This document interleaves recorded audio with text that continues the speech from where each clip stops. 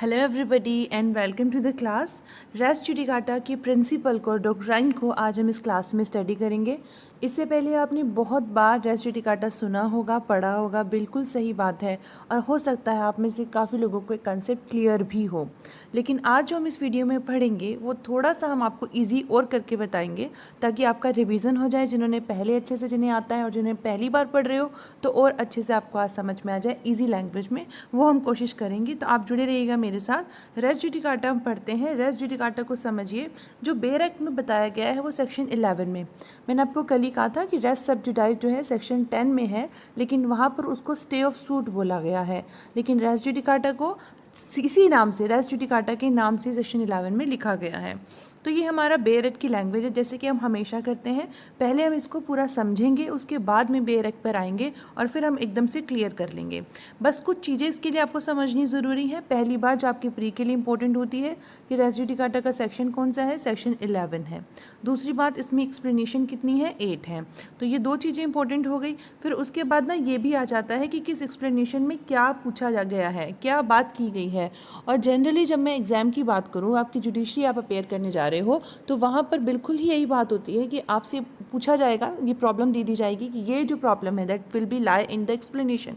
तो एक्सप्लेनेशन में किस एक्सप्लेनेशन की यहाँ पर बात हो रही है, एक्सप्लेनेशन 1, 2, 3, 4। जैसे कि अगर मैं बात करूँ तो बहुत सारा बात पूछा गया है कि कंस्ट्रक्टिव रेस जुडिकाटा के बारे में कौन सी एक्सप्लेनेशन में बताया गया है, तो 4th एक्सप्लेनेशन में बताया गया है। जो टाइटल है एक्सप्लेनेशन की, ये मैंने लिख दिए हैं, तो आप इनको ज़रूर लर्न कर लेना।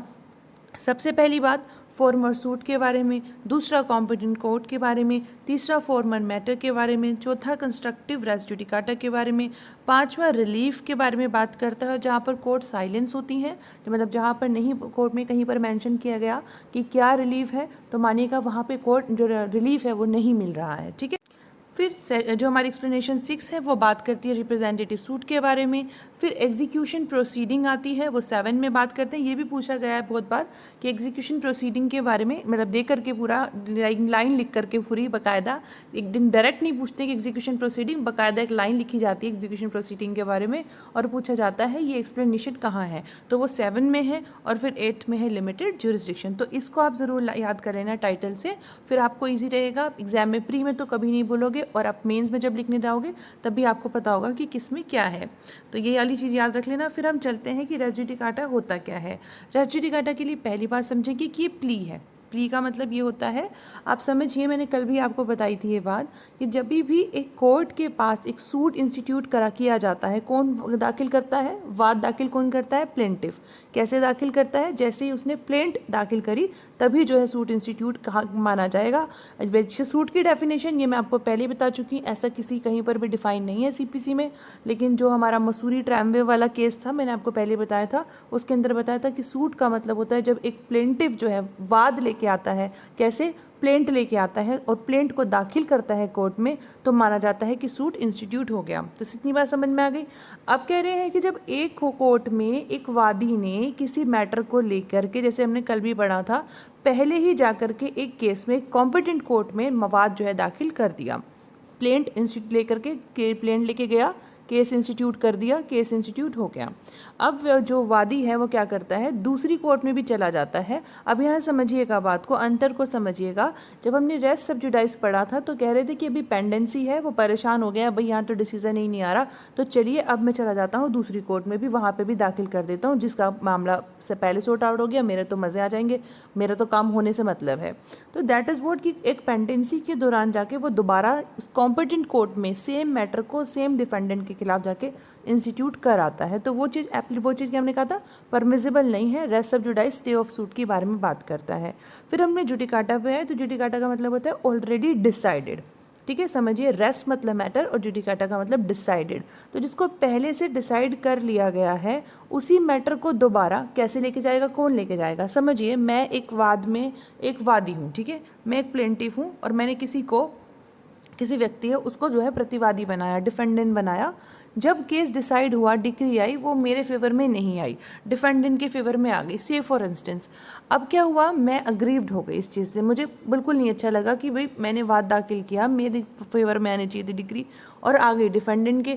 तो मैं क्या करूँगी, इसी मैटर को लेकर के, समझिएगा बात को, इसी मैटर को लेकर के सेम कॉज ऑफ एक्शन पे अपील नहीं लेके जा रही हूँ मैं मैटर को ही दोबारा से इंस्टीट्यूट कराने के लिए लेके जाती हूँ दूसरी कोर्ट में, कॉम्पिटेंट कोर्ट में। तो कह रहे हैं कि ये चीज़ नहीं हो सकती है। हाँ, अगर मैं इसकी अपील करने के लिए सुपीरियर कोर्ट में जा रही हूँ तो वो परमिसिबल है, लेकिन अगर मैं इसी वाद को लेके जा रही हूँ, दोबारा से इंस्टीट्यूट कर रही हूँ, प्लेंट लेके जा रही हूँ कॉम्पिटेंट कोर्ट में, तो वो क्या आ जाएगा, उसको बार कर दिया गया है, उसको नहीं किया जा सकता, उसको लिया नहीं जाएगा। अब इसका रीज़न क्या है, प्रैक्टिकली समझते हैं हम इस चीज़ को, बिल्कुल थियोरेटिकली नहीं जाएंगे, इस बात को समझिए आप। क्या होता है, अगर आप एग्ज़ाम देने बैठे हो, अभी आप एलएलबी का एग्ज़ाम दे रहे हो, ठीक है, वेरी गुड, आप एलएलबी का एग्ज़ाम दे रहे हो। अब क्या हुआ, आपने एलएलबी के एग्ज़ाम दिए, आपको लगा कि अरे मेरे तो नंबर अच्छे नहीं आए, मैं दोबारा दूँ, ठीक है। अब आपने दोबारा दिए, फिर तिबारा दिए, फिर चौबारा दिए, मतलब आप बार बार एग्ज़ाम दे रहे हो, तो क्या आपका टाइम वेस्ट नहीं हो रहा? बिल्कुल हो रहा है। अब अपने कुछ बच्चे होते हैं जो अपने मार्क्स से कभी सेटिस्फाई होंगे नहीं, उन्हें लगता है कि भाई मुझे तो टॉप करना चाहिए था, ऐसा होना चाहिए था, वैसा होना चाहिए था। तो किसके पास इतना बड़ा टाइम पड़ा है कि मैं बार बार के एलएलबी के एग्ज़ाम में बैठूं, क्यों बिना टाइम वेस्ट करूं? तो बिल्कुल इसी तरीके से कोर्ट क्यों हमारी बार बार जो है एंटरटेन करेंगे, हम उसी मैटर लेके बार बार कोर्ट के सामने जाएंगे, क्यों एंटरटेन करेंगी? कोर्ट के पास इतना टाइम है कि पहली बार एक बार कोर्ट को उन्होंने जो है आंसर कर दिया, जब डिग्री दे दी, दोबारा फिर लेके आ जाओ, तिबारा फिर लेके आ जाओ। What is that? मतलब आप जब आप एलएलबी के एग्ज़ाम में बार बार बैठना पसंद नहीं करोगे, बिकॉज हमारा टाइम किल होता है, तो कोर्ट का भी टाइम किल होता है एक एक मैटर बार बार आने से। तो इस बात को बिल्कुल इस तरीके से समझिएगा कि ना तो सिर्फ ये बात तो एक हो ही गई कि कोर्ट का मैटर खराब होता, जो टाइम है वो खराब होता है, टाइम किल होता है। दूसरी बात इंपॉर्टेंट इसके अंदर ये आ जाती है कि जब हमने कहा कोर्ट को, एक न्यायाधीश को, न्यायालय को हमने माना कि सर्वोपरि होगी, जो हम जा रहे हैं डिफेंडेंट लेके के वो हमने जो है प्रतिवादी बना के एक केस हमने दाखिल कर दिया है, वहाँ पर हम जो न्याय की शरण में क्यों जा रहे हैं? क्योंकि हमें उन विश्वास है इस बात पे कि जो ये डिसाइड कर देंगे वो फाइनल हो जाएगा, वो न्याय ही करेंगे, इसीलिए हम न्यायालय जा रहे हैं। अगर हमें वहाँ पर इस बात पे विश्वास नहीं हो कि न्यायालय में जो है न्याय नहीं होगा, तो हम क्यों वाद को लेके जाएंगे? हम वाद में लेके ही इसलिए जाते हैं क्योंकि हमें लगता है जस्टिस होगा, कोर्ट जो होंगी वो जस्टिस करेंगी। अब अगर कोर्ट ने कोई डिसीजन दिया है तो आपको मान के चलना चाहिए कि भाई उन्होंने तो अपनी तरफ से न्याय ही किया, अब वो न्याय हो सकता है मेरे फेवर में नहीं है, तो इसका मतलब थोड़ी है मैं दोबारा केस इंस्टीट्यूट कर दूं। तो न्याय जो होता है, न्याय के हित में ये है कि कोर्ट की बात को समझा जाए। अगर हर कोई बंदा, अब अग्रीव तो हर कोई होगा, फॉर इंस्टेंस अगर मेरे फेवर में केस आ जाता और डिफेंडेंट के फेवर में नहीं आता तो वो अग्रीव हो जाता, उसे परेशानी होती कि मैं क्यों भरपाई करूँ, नहीं मैं तो नहीं करता, तो फिर वो जाके कोर्ट केस दोबारा इंस्टीट्यूट कर देगा।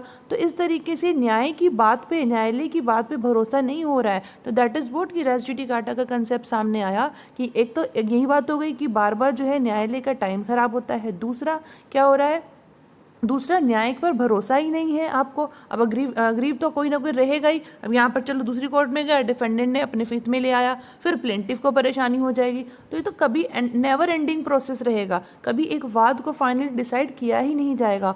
और ऐसी सिचुएशन में जहाँ पर कि हमें ऑलरेडी पता है इतने मैटर्स चल रहे होते हैं और बार बार उन्हीं मैटर्स को हम सुनेंगे, तो ऑलरेडी जो नए मैटर आते हैं उनका क्या होगा? तो दैट इज़ व्हाट, ये सबके हित में यही है कि भाई अब आपका बार आपका निर्णय दे दिया ना, अब आप दोबारा क्यों आ रहे हैं? जैसे आपको एग्जाम्पल के तौर पे हम समझते हैं, जब हम एलएलबी के एग्ज़ाम में ही बात करते हैं, वहाँ पे एलएलबी के एग्ज़ाम दिया, आपको आप सेटिस्फाई नहीं थे, आपने अपनी शीट की दोबारा मतलब चेकिंग कराई, तो एक बार चेकिंग होगी, आपके दोबारा परमिशन थोड़ी ना देंगे कि आप चेकिंग करो, दोबारा थोड़ी ना देंगे परमिशन चेकिंग करो। तो दैट इज़ व्हाट, आप नहीं कर सकते बार बार। क्यों? रीज़न क्या है?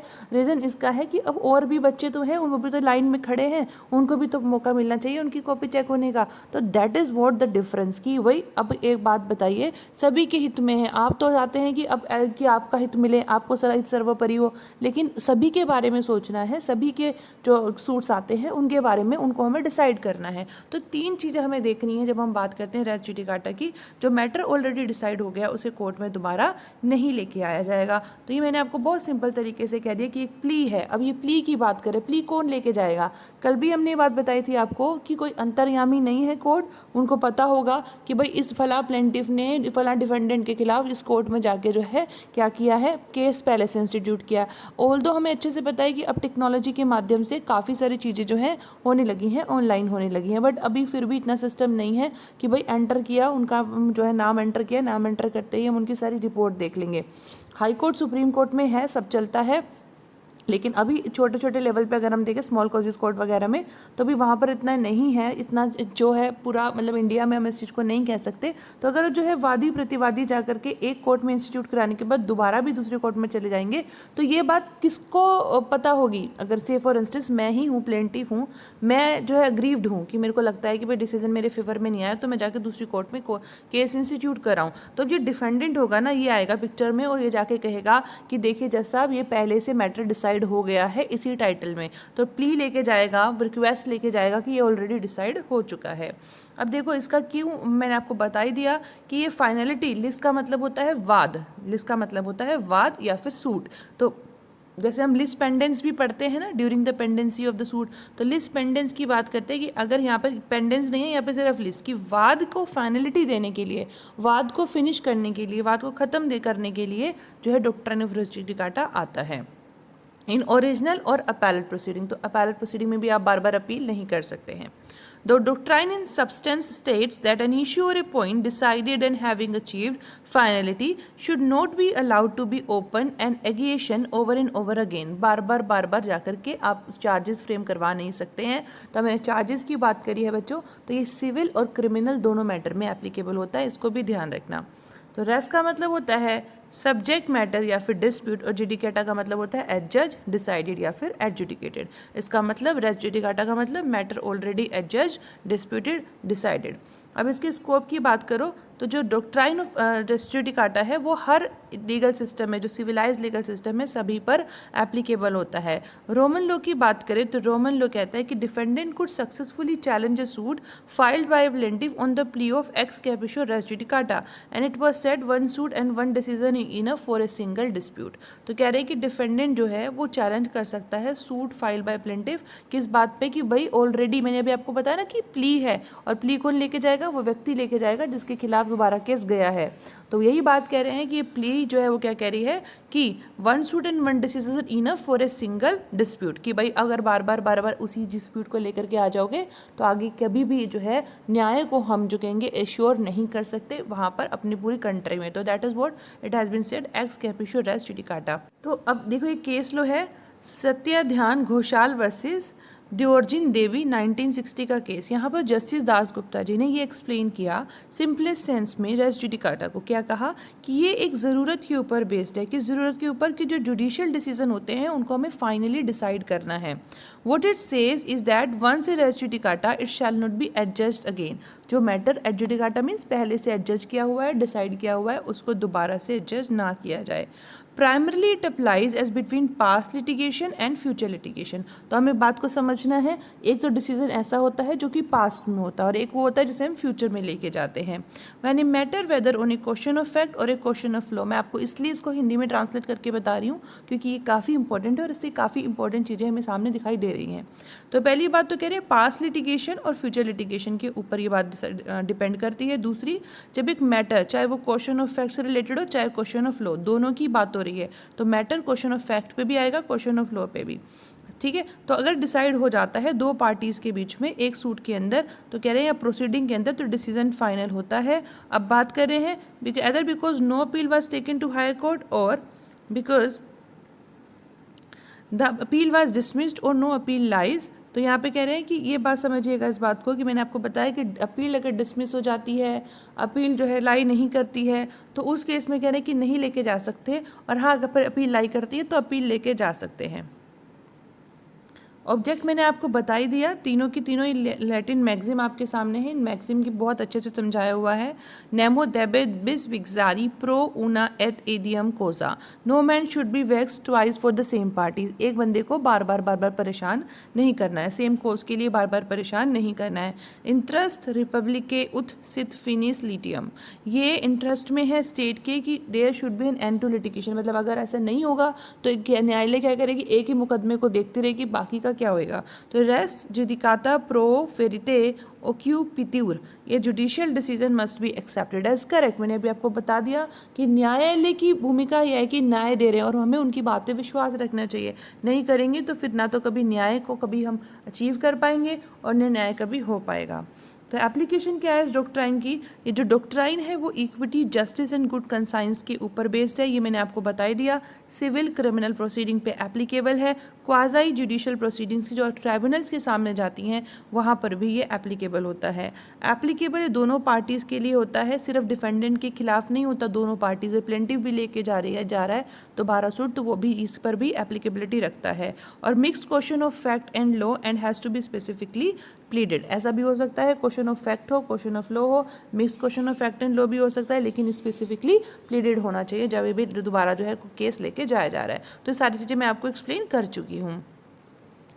अब कंडीशंस क्या है रेस जुडिकाटा की। सबसे पहली बात है मैटर इन ए सूट। तो एक सूट में जो मैटर होता है वो यहाँ पर एक वर्ड यूज़ किया जाता है डायरेक्टली एंड सब्सटेंशली। जो वर्ड मैं आपके सामने यूज़ कर रही हूँ डायरेक्टली एंड सब्सटेंशली, बच्चों को बहुत कन्फ्यूज़न होता है इस मामले में कि डायरेक्टली का क्या मतलब है और सब्सटेंशली का क्या मतलब है। समझिए इस बात को। डायरेक्टली तो समझिए क्लियरली समझ में आ रहा है, क्लियरली समझ में आ रहा है कि आप जो है ये बात कहना चाह रहे हैं।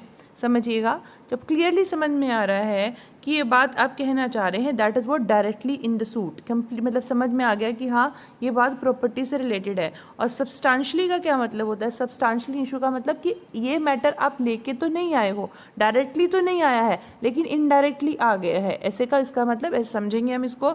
जैसे एक व्यक्ति है वो बी के खिलाफ कोई केस फाइल करना चाहता है क्योंकि उसको लगता है बी ने उसकी प्रॉपर्टी ज़बरदस्ती उससे ले ली।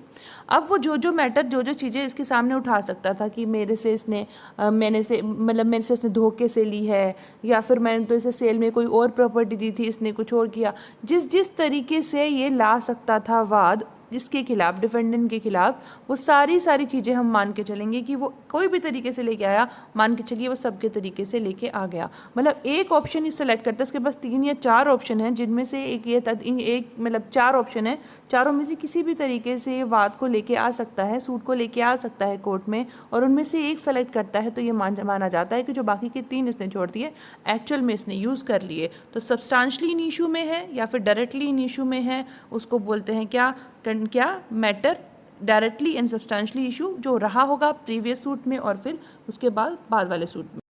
तो इसका मतलब मैं आपको सीधे शब्दों में बताऊं तो जब आप बात करते हो ना कंस्ट्रक्टिव रेस जुडिकाटा की, तो ये सब्सटेंशली इशू ही होता है कि आप किन किन मैटर्स को लेके आ सकते थे बट वो नहीं लेके आए हो, that is what substantial in issue, that is constructive res judicata. तो डायरेक्टली तो समझ में आ गया कि एक्चुअली में आप इन्हीं मैटर्स को कोर्ट में लेके आए हो, और सब्सटेंशली का मतलब होता है जो कि हमारा कंस्ट्रक्टिवली है। कंस्ट्रक्टिवली का मतलब जिसको हम लेकर के आ सकते थे बट नहीं लेके आए हैं, तो मान लिया जाएगा कि आप जो है पहले वाले वाद में उनके साथ डील किया जा चुका है, सिंपल शब्दों में। और एक्टिवली की बात करें या एक्चुअली की बात करें, इसका मतलब होता है एक पार्टी ने उसको कहा कि ये राइट है, दूसरे पार्टी ने कहा कि नहीं है। पहली बात क्या हुई, असर्ट किया कि ये है, दूसरे ने डिनाई किया, तो उसको बोलते हैं क्या, उसको बोलते हैं matter directly and substantially in issue. Same parties होनी चाहिए, अलग अलग पार्टी नहीं, और सेम पार्टीज़ भी इसमें कह रहे हैं उनके रिप्रेजेंटेटिव भी हो सकते हैं। अगर पार्टीज़ ने उनके रिप्रेजेंटेटिव को रख लिया तो भी कह रहे हैं कि ये जो रेस जुडिकाटा का प्रिंसिपल है एप्लीकेबल आ जाएगा। फिर litigation under the same title, तो सेम टाइटल का मतलब होता है कि जो फॉर्मर सूट था, जब आपने फॉर्मर सूट का मतलब यहाँ पे 2 सूट इंस्टीट्यूट किए गए, पहला ये और इस पर डिसाइड हो गया, डिसीजन ले लिया, फिर दूसरा इंस्टीट्यूट कर दिया। तो क्या कह रहे हैं कि जो पहले वाले सूट में जो मैटर था, टाइटल था जिसको लेके आप आए थे, वही दूसरे वाले में होना चाहिए, that is what litigation same title में था। कोर्ट की कॉम्पिटेंसी होनी चाहिए, अगर कोर्ट दोनों ही कोर्ट कॉम्पिटेंट है तभी रेस जुडिकाटा एप्लीकेबल होगा। कॉम्पिटेंसी नहीं है कोर्ट की तो फिर क्या होगा, तो फिर वहाँ पर जो है क्या बोलना चाहिए, रेस जुडिकाटा एप्लीकेबल नहीं होगा। अब कॉम्पिटेंसी की बात करूँ बच्चे, तो कॉम्पिटेंसी हमारा कहाँ पर है, हमने क्लास में पढ़ा था, एक तो सेक्शन 6 पेक्यूनियरी जुरिसडिक्शन और 9 जो हमारे जुरिसडिक्शन ऑफ कोर्ट को डिटेल में समझाता है, तो वहाँ पर हमने पता है कॉम्पिटेंट कोर्ट क्या होती हैं। फिर फाइनलिटी का मतलब जो पहले वाला डिसीजन होना चाहिए वो उस पर, मतलब पहले वाले पे जो फॉर्मर जो हमारा केस था उस पर डिसीजन आ चुका होना चाहिए, केस फाइनली डिसाइड हो चुका होना चाहिए। दैट इज़ वॉट कि तभी आप जो है फिर उसको दे करके गए दोबारा, तभी माना जाएगा कि रेस जुडिकाटा का प्रिंसिपल हुआ। यहाँ पर एक बात और समझ में आने वाली है, दैट इज़ वॉट कि हम जब लेके जाते हैं कि कैसे प्रूफ करेंगे कि भाई ये जो रेस जुडिकाटा में है, तो हमारे इंडियन एविडेंस एक्ट के सेक्शन 40 को देखना, वहाँ पर बात की गई है कि ये लेके जाना कि भाई पहले मैटर जो है इस पर सुनाया जा चुका है, वो सेक्शन 40 बताता है हमें। तो इंडियन एविडेंस एक्ट को कोरिलेट कर लेना इसके साथ में। एक चीज़ और है, ऑर्डर 1 का रूल 2 वो भी इस तरीके से ही बात करता है, लेकिन वो थोड़ा डिफरेंस है, उसके ऊपर हम आपको फिर से पूरा डिटेल में बताएंगे कि ऑर्डर 1 रूल 2 क्या कहता है और रेस जुडिकाटा इन दोनों में क्या अंतर है। जब हम ऑर्डर 1 2 रूल 2 पढ़ेंगे then I will explain you कि इन दोनों के बीच में क्या डिफरेंस है, ठीक है। तो ये लेकिन बात वही करता है, रेस जुडिकाटा से रिलेटेड बट डिफरेंस है, that I will tell you later. तो 40 हमारा है इंडियन एविडेंस एक्ट को, इसके साथ हमें रिलेट करके चलना है, इसलिए बता रही हूँ। मैंने आपको पहले भी बताया और मैंने आज अनअकैडमी की क्लास में भी आपके साथ ये बात शेयर की थी कि जब भी आप आंसर लिखोगे तो रिलेट करके चलना दूसरे प्रोविजंस के साथ में, उससे हम मार्क्स ज़्यादा मिलते हैं, ठीक है। तो सब्सटेंशियली का क्या मतलब होता है और डायरेक्टली का क्या मतलब मैंने बता ही दिया कि इमीडिएट मतलब बिना किसी इंटरवेंशन के जो मैटर सामने आ रहा है उसे हमने बोला डायरेक्टली, और सब्सटेंशियली का मतलब होता है सब्सटेंशियल मैनर में, ठीक है। मतलब कि ये हो सकते थे, आप लेकर के नहीं आए, that is what substantially in issue. ये कंस्ट्रक्टिव रेस जुडिकाटा है, इसके ऊपर पूरा एक लिखना कहा आ सकता है कंस्ट्रक्टिव रेस जुडिकाटा, तो वो सब्सटेंशियली वाला मैटर हो गया। आर्टिफिशियल फॉर्म है रेस जुडिकाटा का, ये प्रोवाइड करता है plea could have been taken by party in proceeding between him and the defendant in the previous matter but did not take, कि वो क्या क्या लेके आ सकता था बट वो लेके नहीं आया। Then he will not be permitted to take plea against the same party in the following proceeding with reference to the same matter, तो वो उसी मैटर में वो वाली प्ली को दोबारा लिख करके नहीं आ सकता जिसको वो पहले लाया जा सकता है, क्योंकि ये अपोज टू पब्लिक पॉलिसी हो जाएगा जिसके ऊपर की रेस जुडिकाटा का प्रिंसिपल बेस्ड है। As it can cause harassment and hardship of defendant to the defendant, sorry, it helps in raising the bar, hence this rule is known as the rule of constructive res judicata, which is actually an aspect of expansion of general principles of res judicata। तो expand ही कर रहा है res judicata के हमारे principal को कि भाई आप सीधे सीधे अगर मैं एक वाद इंस्टीट्यूट कर सकती थी किस बिहाफ पे, किसने मुझसे मेरी प्रॉपर्टी धोखे से ले ली, तो उसको मैं किस किस तरीके से ला सकती थी बात को, वो सारी बातें अगर मैंने पहले तो मैं एक तरीके से ले आई, फिर मैंने सोचा अच्छा मैं तो सेटिस्फाई नहीं इस मैटर से, मैं तो इस तरीके से भी तो लेके जा सकती, तो चलो अब मैं इस तरीके से ले जा सकती हूँ, तो that is what not permittable. क्यों परमिसेबल नहीं है, तो अगर ऐसे होगा तो व्यक्ति क्या करेगा, एक मतलब कान इधर से नहीं पकड़ा, कान दूसरी तरफ से पकड़ लिया, बात तो एक ही है ना, तो बस इसी चीज़ को ऐसा समझ लेगा ये कान पकड़ना जो है अलाउड नहीं है। एक बार कान पकड़ लिया ठीक है, लेकिन दूसरी बार नहीं कि आपने इधर से पकड़ा, अब इधर से पकड़ा था, अब इस साइड से पकड़ लिया जाए, तो वो अलाउड नहीं है। That is what constructive res judicata. तो ये केस लो है हमारे सामने in the case of state Uttar Pradesh versus Nawab Hussain. Case बड़ा इंपॉर्टेंट है, शायद आप में से कई बच्चों ने सुन भी रखा हो। इस केस में हुआ था कि सब इंस्पेक्टर ने क्या किया, सब इंस्पेक्टर ने को डिसमिस कर दिया गया था by the service of DIG। तो क्या हुआ, उन्होंने ये इस चीज़ से मतलब वो अग्रीव हो गए कि भाई मुझे जो है डिसमिस कर दिया, तो वो एक पेटिशन लेके जाते हैं हाई कोर्ट में इस चीज़ को कि भाई मेरे को जो है डिसमिस कर दिया गया, चैलेंज करते हैं उसकी इस ऑर्डर को। तो हाई कोर्ट यहाँ पर उसको उनकी बात को डिसमिस कर देते कि नहीं भाई ये तो सही है, ऐसा कुछ नहीं है। तो फिर उसके बाद में फिर क्या होता है, stated that he did not get a rational opportunity. यहाँ पे समझिए उन्होंने जब फाइल किया था सूट, मतलब रिट लेके गए थे वो, तो उन्होंने क्या कहा था कि मुझे जो है रैशनल अपॉर्चुनिटी नहीं मिली, मुझे अपॉर्चुनिटी नहीं मिली ये बताने के लिए कि भाई मेरे खिलाफ ये जो है ऑर्डर ना आए, मेरी बात को समझाने के लिए मुझे अपॉर्चुनिटी नहीं दी गई, ये कहना था पहली बार में। फिर वहाँ पर हाईकोर्ट ने बात को नहीं सुना, डिसमिस कर दिया। ये दोबारा चले गए, पेटिशन इन्होंने फाइल कर दी, दोबारा केस इंस्टीट्यूट कर दिया ट्रायल कोर्ट में ले जा करके। किस बेस पे कि भाई इन्होंने यहाँ पर ट्रायल कोर्ट में केस लेकर गए कि जो मेरे DIG थे उन्होंने मुझे जो है क्या किया था, डिसमिस किया, लेकिन मेरा अपॉइंटमेंट IGP ने किया था, तो DIG मुझे नहीं कर सकते, ऐसा कहना था। अब यहाँ पर ध्यान से सुनिएगा बात को, ट्रायल कोर्ट, अपैलेट कोर्ट और हाई कोर्ट। यहाँ पर उन्होंने मतलब जो है केस को डिसाइड किया और ये कहा कि भाई ये बार नहीं है डॉक्ट्राइन ऑफ रेस जुडिकाटा से। अब यहाँ पर जो डिफेंडेंट था उसने यही बात कही थी कि रेस जुडिकाटा से जो है बाउंड है, पहले ये लेके जा चुके हैं सेम मैटर को कोर्ट में, अब दोबारा से लेके आ रहे हैं, डिफेंडेंट का ये कहना था। तो जो हमारी जो ट्रायल कोर्ट थी, अपैलेट कोर्ट थी और हमारी हाई कोर्ट, इन्होंने कहा कि भाई ये जो है बार नहीं है रेस जुडिकाटा से। जब सुप्रीम कोर्ट के पास गए तो सुप्रीम कोर्ट ने ये बात उल्टी कह दी। उन्होंने बिल्कुल ढंग से ये बात कही और बहुत अच्छे तरीके से समझाते हुए कहा कि देखिए जो यहाँ पर बात हो रही है आपकी किसकी, रेस जुडिकाटा की, तो रेस जुडिकाटा की बात यहाँ पर एप्लीकेबल होती है। क्यों एप्लीकेबल होती है? क्योंकि उसे नॉलेज थी पहले से ही कि मुझे जो है इस चीज़ के ऊपर जो है निकाला जा रहा है, मुझे निकाला डीआईजी ने है, अपॉइंट आईजीपी ने किया है, तो ये तो बात उसको पहले से ही पता थी। तो अगर उनको ये प्ली लेके आनी थी तो पहले ही लेके आनी चाहिए थी जब हाईकोर्ट के पास गए थे। अब इस चीज़ को नहीं एंटरटेन किया जा सकता, ये रेस जुडिकाटा का क्या बन जाता है, केस बन जाता है। तो इसको बिल्कुल ध्यान रखिएगा इस केस को। फिर difference between res judicata and withdrawal of suit क्या होता है? तो हमारा ऑर्डर 23 रूल 1 सीपीसी का कहता है विड्रॉल ऑफ सूट से रिलेटेड है।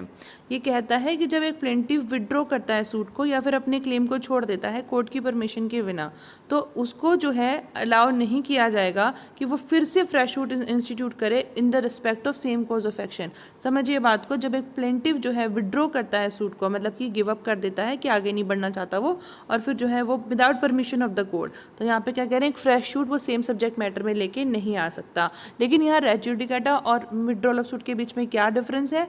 ये दोनों के बीच में डिफरेंस है कि यहाँ पर जब हम बात करते हैं रेस जुडिकाटा के बीच में तो यहाँ पर इशू सुना जाता है, सेटल हो जाता है पार्टीज के बीच में, और जब विड्रॉल होता है तो विड्रॉल में प्लेंटिव जो होता है हो सकता है वो बिना सुने ही, एडजुडिकेशन के बिना ही जो है वो क्या करता है, अपने राइट को सरेंडर कर देता है। तो दोनों के बीच में डिफरेंस है, ध्यान रखिएगा। विड्रॉल ऑफ सूट में तो अभी तक केस एडजुडिकेट नहीं हुआ, उससे पहले ही वो अपने राइट को सरेंडर कर देता है प्लेंटिव, लेकिन रेस जुडिकाटा में केस को पूरा सुन लिया जाता है, तभी वो रेस जुडिकाटा का पार्ट बनता है। और फिर रेस जुडिकाटा और एस्टोपल में क्या डिफरेंस होता है? देखिए, रेस जुडिकाटा और एस्टोपल में डिफरेंस होता है। Estoppel basically rule of evidence के लिए होता है। इसमें एक व्यक्ति ने अगर कुछ बात कह दी तो वो अपनी बात से मुकर नहीं सकता, पीछे नहीं हट सकता, बाद में उस चीज़ को नहीं कह सकता।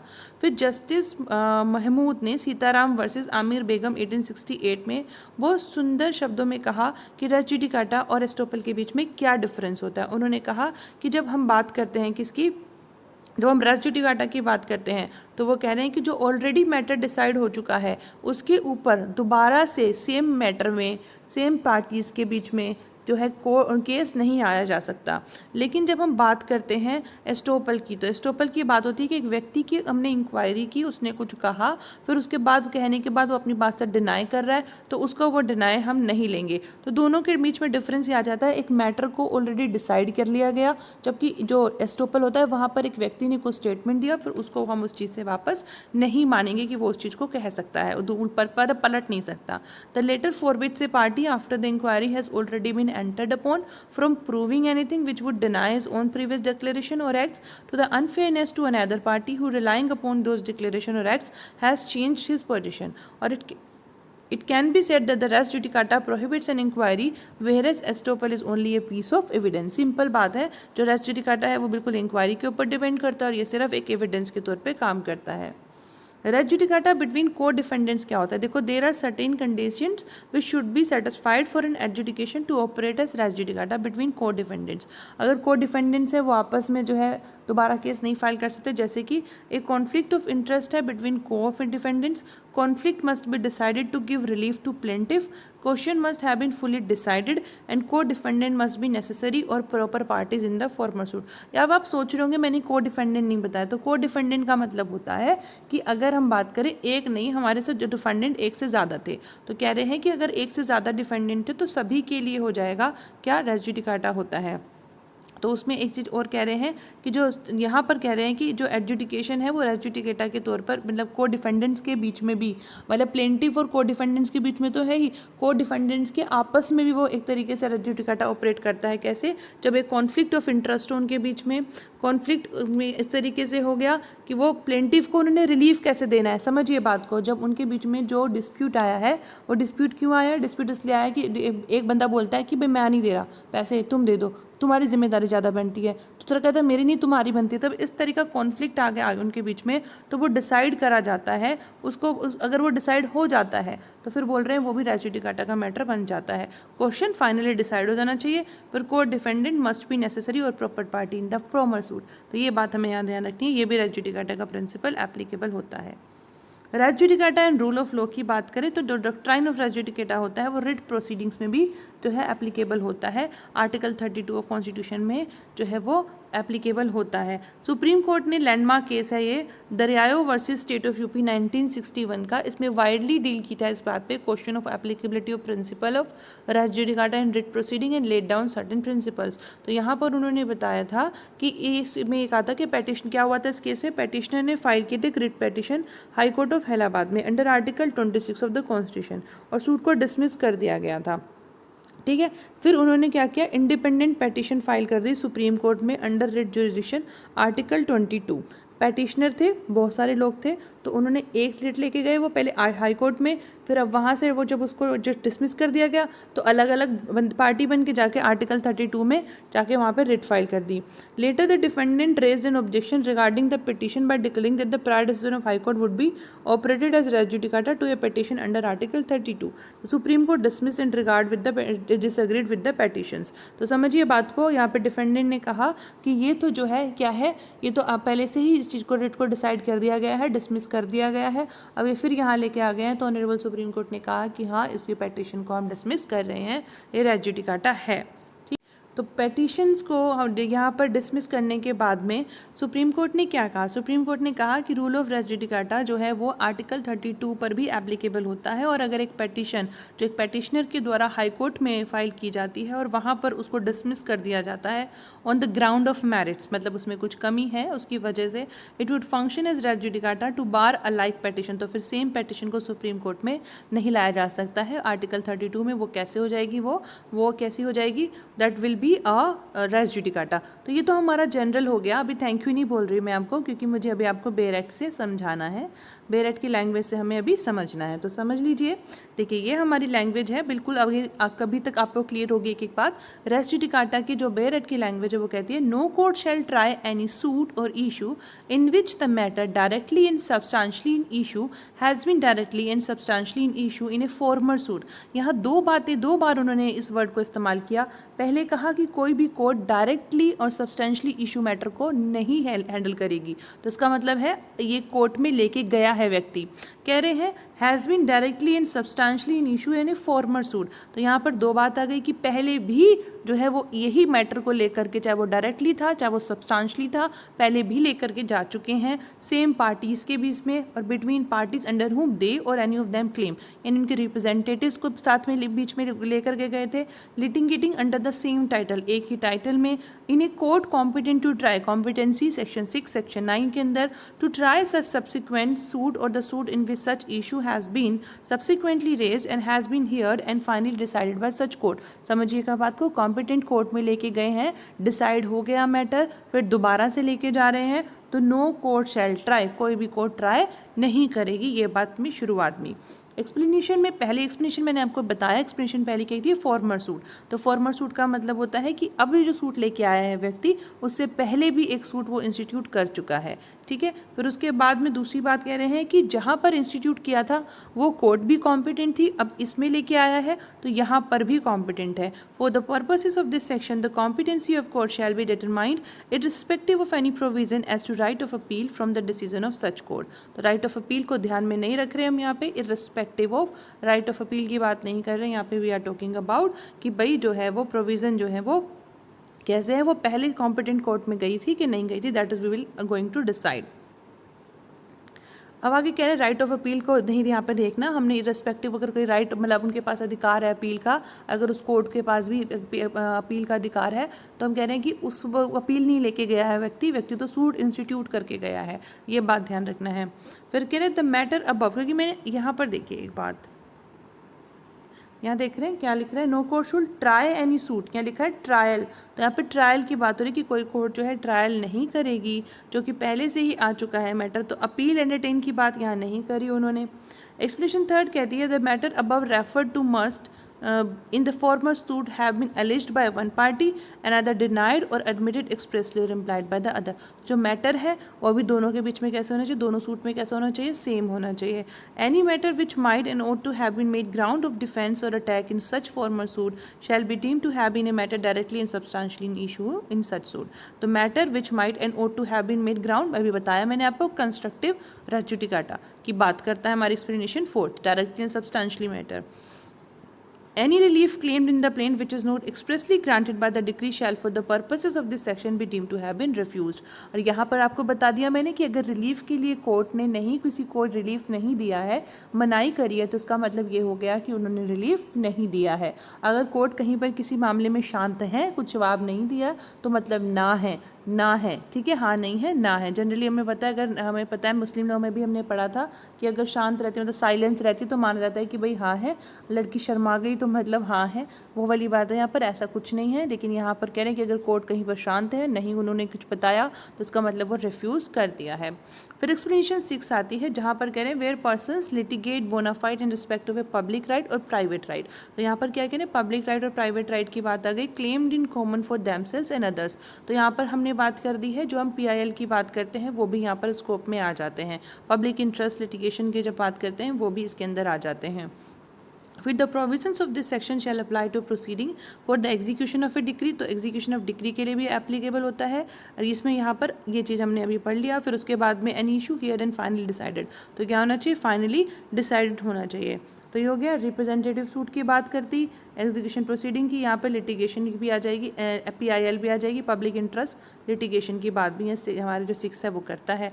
तो फिर एग्जीक्यूशन प्रोसीडिंग आ गया, लिमिटेड जुरिसडिक्शन आ गया. तो ये हमारी सारी एक्सप्लेनेशन हो गई. आई होप आपको क्लियर होगा. तो बहुत बहुत धन्यवाद. चैनल को सब्सक्राइब कर लेना, पहली बार देख रहे हो तो कमेंट भी कर देना, अच्छे बहुत अच्छे लगते हैं पढ़ के जब आप कमेंट करते हो. और अभी तक अनअकैडमी फॉलो नहीं किया तो फॉलो कर लेना.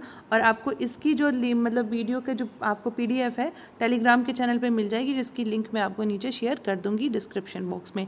Thank you so much. Thanks a lot. Keep learning and keep smiling.